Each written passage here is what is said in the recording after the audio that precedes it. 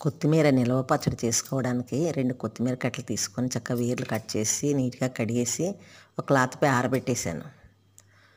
ఆ తర్వాత ఆరిన తర్వాత కొద్దిగా ఆయిలేసి ఇలాగా దగ్గరగా చేసుకొని ఒక పక్కన ఉంచుకుంటాం. దానిలోకి పౌడర్‌కి కొద్దిగా ఆయిలేసి 2 స్పూన్లు అంటే మనకి ఎంత వాడుకుంటామో కొత్తిమీర దాన్ని బట్టి 2 స్పూన్లు ఆవాలు, 2 స్పూన్లు మెంతులు, ఒక 3 స్పూన్లు జీలకర్ర వేసుకున్నాను. ఒక 20 ఎండుమిరపకాయలు వేసుకున్నాను. అవి చక్కగా నీట్‌గా దోరగా వేయించుకున్న తర్వాత తీసి ఓ ప్లేట్‌లో పక్కన ఉంచుకుంటాం. అవి పౌడర్ చేసుకోవడానికి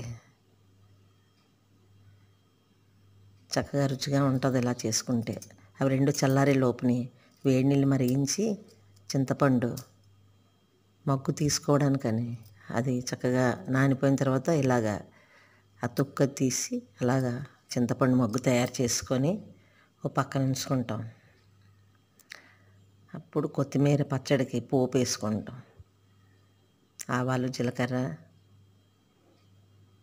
వెల్లుల్లిపాయలు, శనగపప్పు కూడా వేసాను, కరివేపాకు, ఎండుమిరపకాయలు, చక్కగా ఇంగువ అన్నీ వేసి మంచిగా సువాసన వచ్చేలా వేగిన తర్వాత ఈ చింతపండు మగ్గు వేసుకుంటాం.